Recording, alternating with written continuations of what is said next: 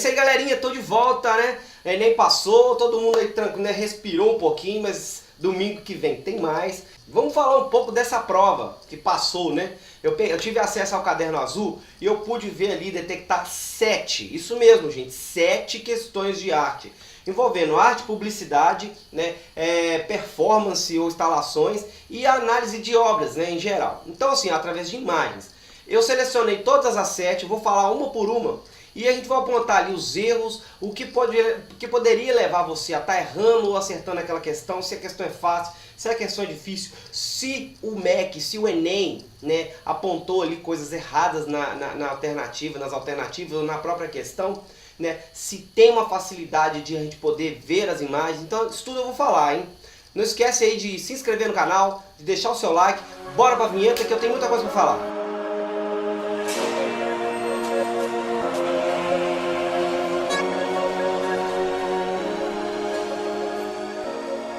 Então, galera, ó, eu tenho aqui, né, eu selecionei as 7 questões que eu encontrei e eu quero falar um pouco sobre elas, porque tem uma dificuldade muito grande depois que termina o Enem, depois que a gente vai lá, faz a prova, respira um pouco, né? A gente fica doido assim para saber como são os resultados, pesquisa muito na internet, vai procurar aí gabaritos, mas enfim, é bom a gente fazer uma análise para ver se a gente estava no caminho certo, se eu indiquei para vocês questões corretas, a forma de você ler se foi correta. Questão 21 do caderno azul, ela mostra aí uma imagem, ó, a imagem de Gold, né, que no caderno fala que ela é sem título. Gente, minto, ela não é sem título, o nome dela eu até anotei aqui, é Um Sorriso, por favor, o nome dessa imagem, né? Que é aí 2 caveirinhas tirando foto e tal, mas o nome dela é Um Sorriso, por favor. Não sei se a fonte que foi encontrada para colocar no Enem, na época não tinha título, ou se foi um próprio erro do MEC, mas enfim, eu acho que o título aí da imagem, da pintura não muda muita coisa não. Então é o seguinte, ó, nessa imagem ele te deu aí alternativas, né?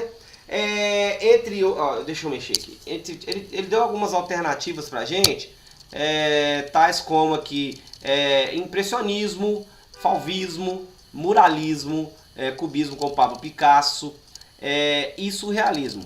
Eu fiquei em dúvida, tipo assim, a mesma dúvida que um aluno teria, porque quando eu pego as imagens da frente, logo de cara eu já falava que era a opção A, né, que tem aí aspectos do impressionismo. Mas, quando eu peguei o fundo da imagem, eu fiquei um pouco assim meio receoso, por causa do quadro de Pablo Picasso representando o cubismo. Não por causa das imagens, sim dos traços. Mas enfim, a gente sabe, quem estuda, que o expressionismo ele tinha essa coisa da melancolia, ó. Surgiu nos primeiros anos do século XX, né, e tinha angústia por meio de pinceladas, ele retratava ali, a gente pode ver isso pelo quadro do Grito, né, e a pintura era dramática, angustiante, com sensações dolorosas sobre o destino do homem, né. Então assim, tá na cara que é a primeira opção, que é expressionismo, por causa das características da melancolia, da tristeza e de certa forma de uma mensagem ali que o quadro quer dizer, né? Um trocadilho, tipo, porque 2 caveiras tirando foto é um sorriso, por favor, tipo, um destino inevitável pelo homem, né? Que é a morte. Mas enfim, essa era a opção A, gente, não tinha segredo, era só pensar um pouquinho na questão da data, né, início do século XX, saber um pouco das características do expressionismo aí, não teria dúvida. Essa questão aí é nível médio para baixo, tá? Médio para fácil. Nós temos a questão 28. A questão 28 é uma campanha publicitária alertando sobre a violência familiar. E se você reparar bem na imagem, vou pular na tela aí, olha só, tem a imagem do filho, da mãe, do bebezinho, da irmãzinha e do pai como um monstro. Mas logo abaixo tem a Ligue 180, não se cale diante da violência doméstica. Questão de você ler as informações da imagem. Então, entre todas as opções, né, a que mais se encaixa nisso aí é a questão de conscientizar a população sobre a necessidade de denunciar a violência doméstica. Até porque pelo aviso diz que denúncia, ligue e denuncie. Então assim, as outras opções, elas ficam meio vagas, né? É só você pegar a imagem publicitária e ler com atenção todas as informações. Quando você bater ali no Ligue 180, opa, tá indicando ali que para instruir as pessoas a estar denunciando. Então essa era a opção B, né? A opção B, quem acertou aí já foram 2 questões certas. Olha só, quando se fala da arte, publicidade, né? Porque olha só, A arte e a publicidade são áreas da comunicação e ambas têm um contexto, a criatividade exposta e com isso provocam, instigam e seduzem a mente. Então quer dizer, estão ligadas aí a arte, publicidade, tem essa questão da criatividade, né, da inspiração, do protesto, da denúncia e também da informação, no caso da imagem. Então quem acertou aí, gente, ó, galera, ok, 2 questões certas já e vamos para a próxima, porque se você acertou todas essas 7 questões, gente, que são questões que você não convive no cotidiano, na realidade. Então, ó, vai ser nota 10, você vai conseguir um notão aí no Enem. Vamos para a próxima, ver se tem algum erro nela. Questão 34, mais uma de publicidade. Por causa dessa publicidade, né, tá incentivando aí os filhos a lerem, ela tá criando essa questão da conscientização da leitura. Então quando você lê as alternativas, né, vamos baixar aqui as alternativas, de cara ali, ó, a criança frequentar a escola regularmente, isso já é de praxe, já acontece. A formação leitora começa na infância. Eu digo que sim, eu colocaria essa. A alfabetização acontece na idade certa. Já tem a idade que, né, as crianças entram lá na educação infantil, berçário, primeiro período, segundo período, primeiro ano, então isso já é padrão. A literatura ter seu mercado consumidor ampliado. Não. As escolas desenvolverem campanhas a favor da leitura. Também não. Não tá desfocado. Ali é o que, gente? A B, a formação leitora começa na infância. Nós temos que incentivar nossos filhos a sempre estar lendo, né? As campanhas do Itaú, que se eu não me engano, isso aqui é uma campanha, não tem a bandeirinha do Itaú, é uma reportagem da revista Época. Até porque, né, o Itaú também tem aquelas campanhas de você pedir livros pela internet, né, para doar ou para dar para os seus filhos. Então é uma conscientização para você já começar a ter o hábito de leitura desde a infância. Então essa é a opção B. Se você acertou já é 3, ó, classificação garantida, hein? Aí só faltou aquela redação cabulosa. Próxima questão, 36, é um quadro de Rubem Valentim, né, com alguns traços aí baseando-se em signos das religiões afro-brasileiras, que se transformam em uma produção artística, né? A obra Emblema 78 relaciona-se com o modernismo em virtude da... Então é o seguinte, as opções ali, elas te levam a algumas pegadinhas, mas ela te leva ao momento certo, porque a simplificação das formas da paisagem brasileira não tem ali nada que te deixe certo de que tem alguma paisagem brasileira retratada nessa imagem. B, a valorização dos símbolos e processo da urbanização. Também não tem nada coincidindo ali. Fusão dos elementos da cultura brasileira com a arte europeia. Arte europeia, África, Europa. Então só informações erradas. Alusão aos símbolos cívicos presentes na bandeira nacional. Não, nada a ver com bandeira nacional ali. Então só sobra composição simétrica de elementos relativos à miscigenação racial. Quando lá no enunciado se fala, ó, signos de religiões afro-brasileiras. Quando se fala afro-brasileiras, quer dizer o quê? Tem uma miscigenação aí, tem uma mistura da África, né, do africano com o brasileiro, e aquela mistura das religiões, dos signos. Então, é o mais óbvio. Então, consequentemente, já vem a questão da composição simétrica. O quadro é um quadro simétrico, né? Se você dividir ele ao meio, ele é igualzinho. Então tem essa questão da simetria. Esse artista, ele gosta de usar essa simetria, né? Então é interessante. E se você colocou a letra E, beleza, gente, ó, era só seguir esse raciocínio aí. É uma questão médio fácil, né? Não tinha muito segredo nela, não. Era só tentar comparar ali algumas informações erradas que tinha nas outras alternativas para você conseguir entender a alternativa certa. Questão 37, gente, é uma instalação. Eu vi algumas análises na internet, inclusive o professor aí até criticando essa questão em fator de que poderia ser... ele sugeriu que 3 das alternativas fossem certas. Discordo totalmente. Uma alternativa está certa. Porque olha por quê. A instalação Dengo transformou a sala do MAN em um ambiente singular, explorando como principal característica artística a participação do público numa interação lúdica com a obra, distribuição de obstáculos do espaço da exposição. Ó, distribuição de obstáculos não é, porque uma obra de instalação, ela não está ali para servir de obstáculo para você, ela está ali para você apreciar e para você talvez, né, dialogar com a obra de arte. Então não é a B.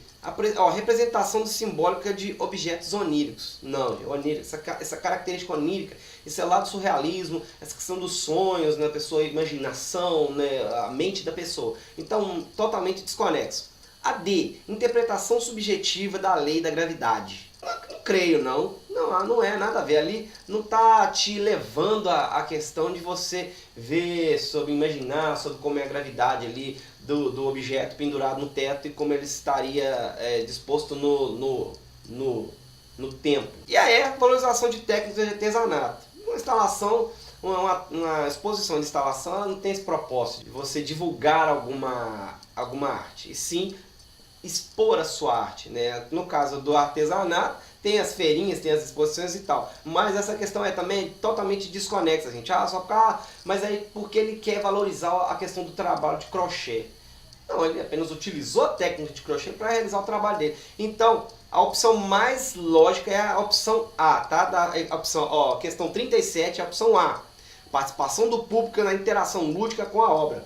Eu fiz algumas anotações, Instalação. O que é instalação, gente? Instalação de caráter efêmero, ou seja, só existir na hora da exposição ou montada e desmontada e recriada em outro lugar. Uma instalação ela funciona dessa forma, né? E podem ser multimídia e provocar sensações. Quais sensações, gente? Táteis, térmicas, odoríficas, auditivas, visuais, entre outros. Ou seja, a instalação não está ali para servir de obstáculo para você. Você pode apenas observá-la ou você pode tocá-la de acordo com a demanda da exposição. Então assim, a opção A é a mais adequada, tá ok? Vamos lá? Questão 43 traz um quadro de Paulo César Silva, codinome Espeto.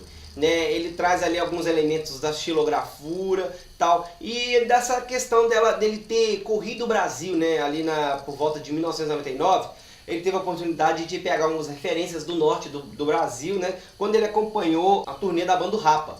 Então isso para ele serviu de trabalho de campo para ele poder o quê? Tá fazendo a pesquisa. E ele desenvolveu essa obra. Essa obra se chama Grafite, ela está no Museu Afro Brasil e foi pintada em 2009. Tem um detalhe muito importante, o nome da obra te faz confundir com uma das alternativas que estão logo abaixo. Por quê? Vamos prestar atenção aqui, O grafite do artista paulista Espeto, exposto no Museu Afro Brasil, revela elementos da cultura brasileira reconhecidos.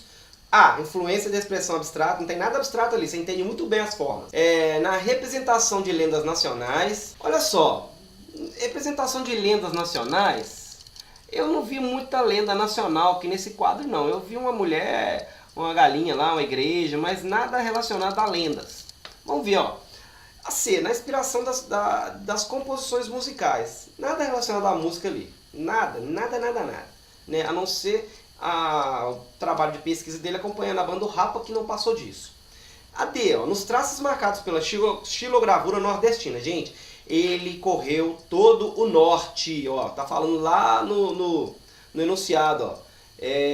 Atentos ao passar por diversas cidades do norte do Brasil em uma turnê com a banda Rapa. Norte do Brasil. Então vamos lá, os traços marcados pela xilogravura nordestina. Tá coerente, tem traços de xilogravura nordestina, os desenhos de cordéis, os livrinhos de cordéis. Então tá muito coerente. Olha só, vamos só a letra E. Nos usos característicos de grafismo dos skates. Nessa aí, gente, era só riscar e falar, não, essa não. É a D, nos traços marcados pela xilogravura nordestina. Pensar em localização, ler ali direitinho, nordestina, norte, ele fez então tá tudo interligado. Então é a opção D, nos traços marcados pela xilogravura nordestina. Opção D, quem acertou essa se deu bem. E a última é a 45 do caderno azul, da linguagem de códigos, que o que acontece? É uma cama, é um quadro de uma cama. Ela está desfigurada ali, mas a princípio quando você pega o caderno do Enem é importante, você não consegue distinguir, se você não ler com atenção, você quando vai ver a imagem no caderno do Enem, que é muito mal impresso, ainda mais para obras de arte, para pinturas que sai preto e branco, acho que o MEC deveria rever essa questão da cor. Então o que acontece? Você, de cara, você bate o olho, o que é isso? São quadros, são panos, são lixo, Então, o artista Robert Rauschenberg, que fez essa obra, ele pegou uma cama, colocou ela em pé, fez uns rasgos ali, o travesseiro logo acima, você repara o travesseiro, jogou algumas coisas de tinta e fez assim, meio a meio ali, manteve a cama com um pouquinho ali da obra que ele fez. Ele rasgou, fez os rasgos e criou a obra. De início, essa obra foi chamada para participar lá do festival, porém, os responsáveis pelo festival se recusaram a expor a obra e a removeram do depósito. O próprio artista falou que ele tinha medo, mas era das pessoas se deitarem na cama, de tanto que ela chamava para aquilo, né? Olha que fala, eu tive medo de que alguém quisesse se enfiar nela. Eu nem queria enfiar nela, mas como ele pensou isso, beleza. Mas enfim, aquilo ali é uma cama, tá em pé. Eu disponibilizei algumas imagens aí para vocês ir vendo ela no local onde ela está exposta e as cores. Então, entre as opções, olha só, a obra de Rauschenberg chocou o público na época que foi feita e recebeu forte influência de um movimento artístico que se caracteriza pela dissolução de tonalidades e de contornos, revelando uma produção rápida. Dissolução das tonalidades e dos contornos, ele não ele não desfez ali os contornos da cama. Ele só trabalhou metade dela ali e deixou as características dela, né, logo abaixo. Então não, para uma produção rápida. B. Exploração insólita de elementos do cotidiano, dialogando com os handmaids. C. Repetição exaustiva de elementos visuais, elevando a simplicidade máxima da composição. Tem nada de repetição exaustiva, ele fez aquilo ali, não tem elementos ali que se repetem entre si, ele fez uma obra única. Não tem como ali, acho que não é muito coerente essa questão de repetição exaustiva. A D, incorporação de transformações tecnológicas. Parou, tem nada de tecnológico ali, então nem leia o resto. A E, geometrização das formas, diluindo os detalhes, sem se preocupar com a fidelidade do real. Mentira! Ele se preocupou sim com a fidelidade do real, tanto que ele deixou ali exposto que era o travesseiro pendurado, o lençol pintado e a cama, o lençol tudo direitinho. Ele se preocupou sim com a fidelidade do real. Então é a letra B, gente, ó, exploração insólita de elementos do cotidiano dialogando com os handmaids. Handmaids, gente, que é essa questão que eu falei de se valer de objetos, tirar ele daquele propósito que ele é feito e adaptá-lo a uma outra realidade, fazendo com que aquilo ali vire uma obra de arte. Eu coloquei alguns exemplos para vocês aí na tela, como o Duchamp fez com o vaso, né, o vaso sanitário, entre outros. Então assim, essa é a opção B, numa questão fácil, médio fácil. Então assim, se você acertou essas questões, que são questões que não estão envolvidas no seu cotidiano e que você, né, se chutou ou não, se interpretou as opções ou não, enfim, são questões que você não pode errar no Enem. São questões que você já tem que ter ali como refúgio. Porque português, matemática, história, geografia, você já estuda muito. Mas a arte em si, tem gente que não estuda quase nada. Aí chega despreparado no Enem. É a hora de rever os conceitos. Eu estou falando isso desde os meus primeiros vídeos. Revejam seus conceitos. É uma questão de arte que você perde. É uma pontuação lá em cima que você perde também. E no caso aqui foram 7. Mas enfim, se você gostou dessa análise, se você concordou com as minhas opções, deixa aí no comentário o que você achou dessa análise, se você concorda, se você não concorda, né? Se eu estou enganado, se eu não estou. Pode me corrigir. Eu aceito aí e a gente vai discutir legal nos próximos vídeos. Se inscreva no canal, deixa seu like aí, compartilha, né? Mostra para aquele amigo, fala, olha só, você acertou essa questão, cara? Tava fácil pra caramba. Mas é isso aí. Eu agradeço vocês pela atenção até aqui nesse vídeo. Deixa seu like porque é muito importante, gente. É muito importante esse like aí para o vídeo poder crescer e ajudar o canal aqui também, porque de qualquer forma é o like que fortalece aí os vídeos, que faz eles ficarem mais visíveis. Eu agradeço a você por ter assistido esse vídeo até aqui. Grande abraço.